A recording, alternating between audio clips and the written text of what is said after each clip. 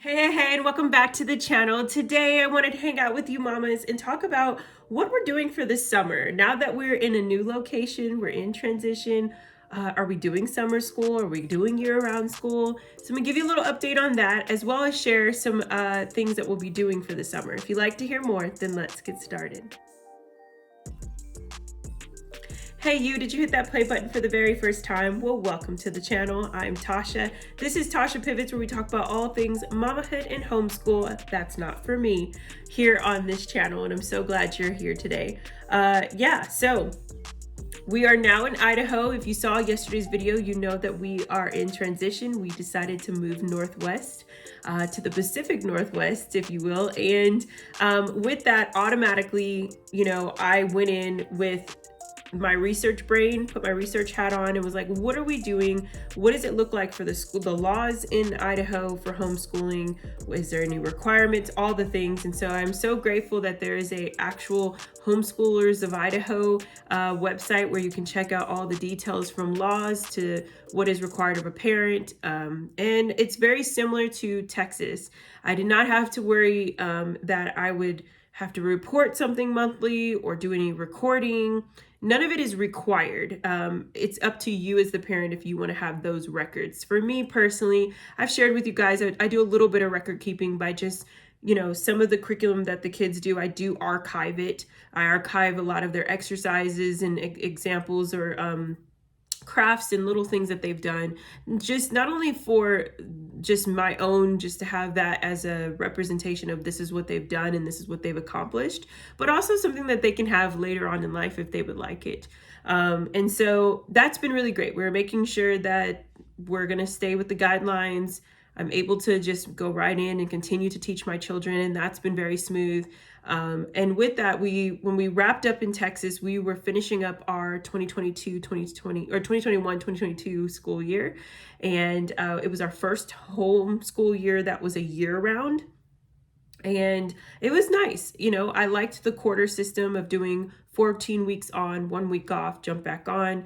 I think that we may do that again, but there's going to be a little bit of an adjustment in start date due to our just transitional time right now and where we live.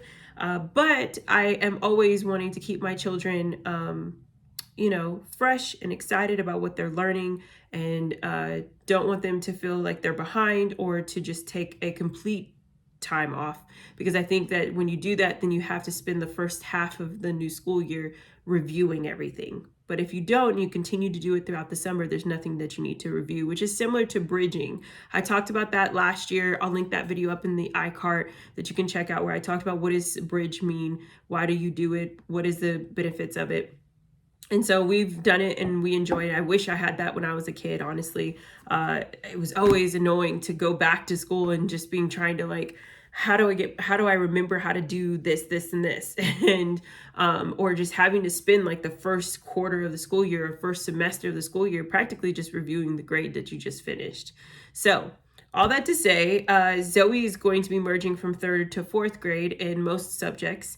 And so I picked up this book, Kumon. I've never used Kumon before. If you have used their workbooks, let me know what you think down below in the comments.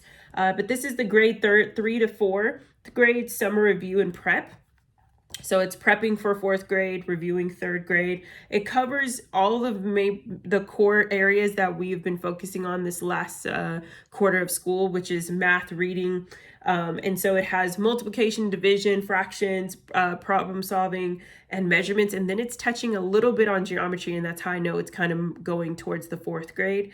And then reading, it's got the vocabulary, defining words and context, story sequencing, cause and effect, reading comprehension, and story elements. And then there's some bonus areas where they talk about like a calendar, daily fitness, and it's got some stickers and some fun things to make it entertaining to our youngest, or our 4th grader that's coming soon. So I'm just going to do a little flip through so you can kind of see. I like that at the top it gives you a little section for name and date. I'm big on that with my daughter, of always writing her name and date on everything. It has a score level area. I do like doing a little bit of scoring. I don't do letter grades. I don't do A through F. I just don't want my children to ever feel like they're defined by a letter, that their entire knowledge and capacity as a human being and as an intellect is based on a letter grade. But I do like to sometimes, especially in math, give her a score. And that allows her to see, okay, the percentages, and we have that conversation. Okay. There's 45 lessons for this book. So you can do it for the entire summer. You could do multiple pages a day. I am probably going to do one math, one reading, one bonus each day. So there's like a 3-page section. Here's some reading comprehension. You read the passage, then kind of answer that. If you have a child that has to do standardized testing or has to have, those types of workbooks that have prep for that, this book does qualify. It aligns with it. And yeah, it has a step-by-step manner. It's something I can sit gently with her in 45 minutes, maybe an hour a day, and work on it with her. Then I have for Miss Josephine, who you guys know I mentioned that she's going to be going from preschool to pre-K.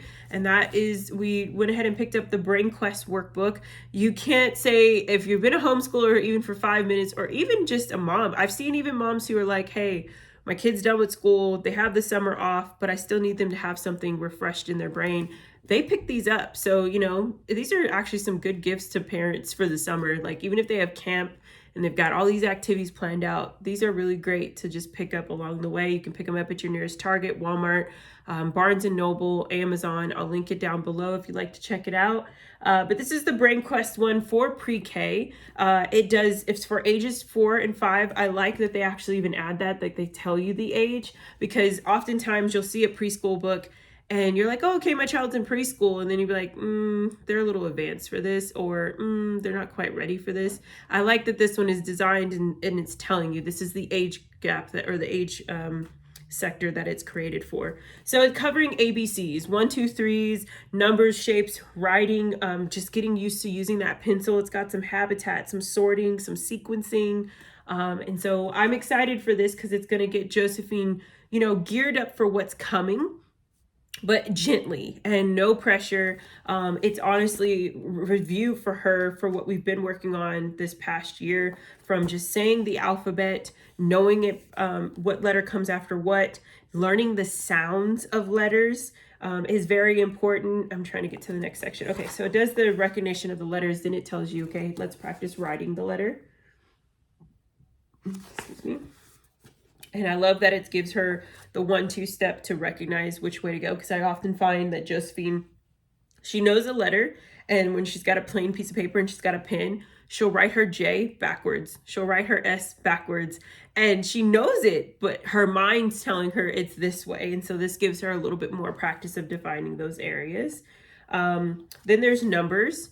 And again, no pressure. Like technically in Idaho, school age starts at 7. But for my children, they're sponges, and they're, Josephine wants to do what big sister's doing. And so we get at that table and we get those things.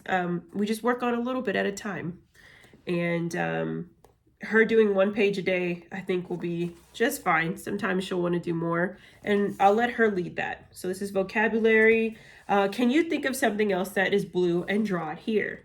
So that's really cool to practice those areas. So yeah, this is going to be a great little summer workbook for her.